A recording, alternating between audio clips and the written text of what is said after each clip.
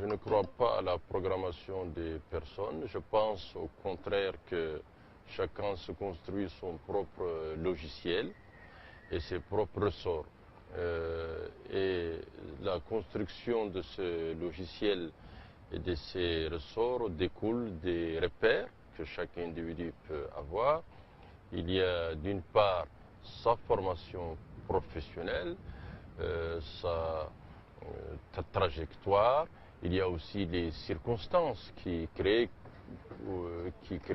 des conditions qui permettent qu'un individu, un autre, exerce un certain nombre de responsabilités données. Et il y a ensuite l'aptitude que l'individu a pour exercer des hautes responsabilités publiques. En ce qui me concerne par rapport à l'organisation pour la mise en valeur du fleuve Sénégal, j'ai connu cet espace-là en tant que chercheur, en tant qu'universitaire. J'ai moi-même fait beaucoup de travaux sur les écosystèmes, sur la biodiversité, sur les aménagements hydro-agricoles de façon directe. Et j'ai aussi eu beaucoup d'étudiants dont j'ai dirigé les travaux de recherche qui ont aussi travaillé sur certains segments ou certains compartiments du bassin du fleuve Sénégal. C'est le premier ressort. Le second ressort, j'ai connu l'organisation pour la mise en valeur du fleuve Sénégal sur un versant national en tant que ministre de tutelle pendant de très longues années.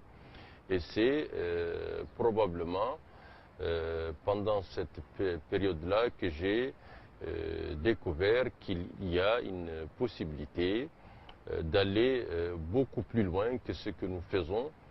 Et le troisième ressort est celui que j'ai construit en tant que commissaire de l'Organisation pour la mise en valeur du fleuve Sénégal. Mais ce ressort-là découle, à mon sens, des deux que je viens d'indiquer.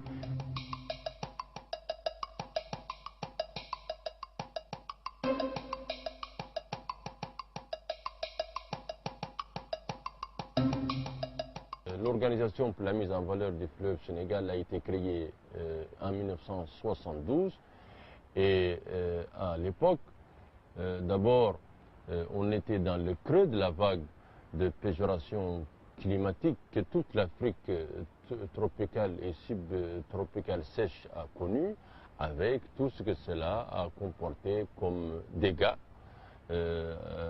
et destruction matérielle des systèmes de production, de grands équilibres agroécologiques, d'un exode rural massif, ce qui a désarticulé même l'économie de nos États.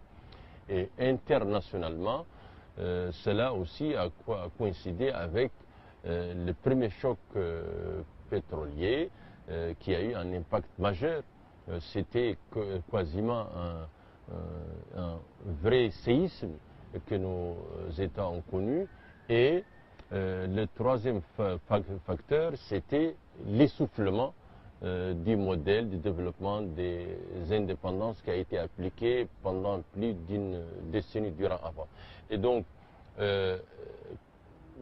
cela a mécaniquement retenti sur les choix de l'OMVS et sur ses réponses qui étaient en grande partie dirigées contre les urgences provoquées par cette triple crise. Et donc il fallait faire en sorte qu'on réponde en effet à ce qui est urgent, mais je rappelle que des questions comme l'énergie, comme la sécurité alimentaire, comme la modernisation de l'agriculture ou de l'ensemble des systèmes agro-silvo-pastoraux ne peuvent être traités que sur le long terme. Et donc il a fallu faire une reconstruction d'une vision rénovée et adapté aux enjeux du XXIe siècle. Et c'était, je crois, une étape importante. Deuxièmement, l'OMS avait un secret, celui des crises récurrentes. Cela découlait du fait que dans l'absolu, c'était une communauté d'intérêts et de droits, mais qui ne disposait pas de règles à la fois transparentes, consensuelles et qui permettent d'assurer une compétition saine entre les secteurs d'utilisation de l'eau, d'assurer une meilleure équité et une meilleure justice entre la préservation des intérêts de chacun de cette communauté-là.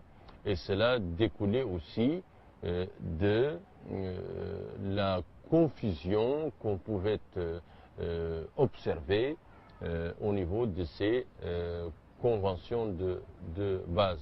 Et donc on a essayé de redéfinir ces règles-là. Cela a pris la forme d'un traité qu'on appelle la Charte des eaux du fleuve Sénégal, qui nous sert aujourd'hui de cadre et qui fixe en effet ces règles du jeu-là qui manquaient à notre organisation. Et je pense que la Charte des eaux du fleuve Sénégal du 28 mai 2002 est à la fois une référence à l'échelle africaine, mais comme vous le savez, elle est aussi d'une portée mondiale. Et je pense que c'est un acquis majeur. On a aussi fait le Code international de la navigation et des transports sur le fleuve qui faisait que notre arsenal juridique était quelque part bancal. Et donc on a aussi pris tout un ensemble de textes d'application de la Charte des eaux et du Code international de la navigation et du transport sur le fleuve. Et c'est ce qui explique qu'on est, depuis quelques années, dans une phase de vraie stabilité, en dépit de la complexité des questions que nous gérons, parce qu'il y a cet aspect-là qui est donc fait. Mais on est allé plus loin, parce que ma conviction, notre conviction, est que la force de la règle de droit, qui ne s'appuie pas sur une information juste, une information fiable, une information accessible à tous, surtout quand on raisonne sur des domaines énergétiques, agricoles, pastoraux, ou qui a un rapport avec la vie quotidienne des populations.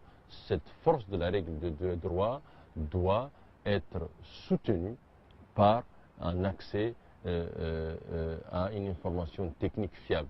Et donc on a fait en sorte qu'on, dans notre mode de gouvernance tel qu'on le conçoit, on allie le droit et ce que nous offrent aussi les sciences et les technologies comme ressort de bonnes prises de décision.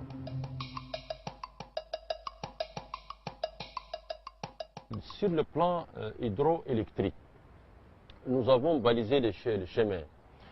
Donc, d'ici au début de l'année 2011, on va lancer la centrale hydroélectrique de Gouina, qui est un peu la centrale jumelle de Fellou.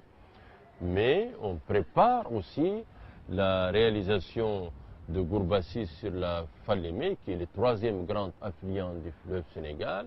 C'est SNC Lavalin qui prépare la réalisation de ce barrage-là. Nous faisons la même chose pour le grand ouvrage de Koukou Tamba, qui a une puissance installée de 280 MW avec Tractbel. Et très rapidement, ça sera le cas pour Boureya et pour le renforcement et l'extension de notre réseau de transport et de distribution de l'électricité.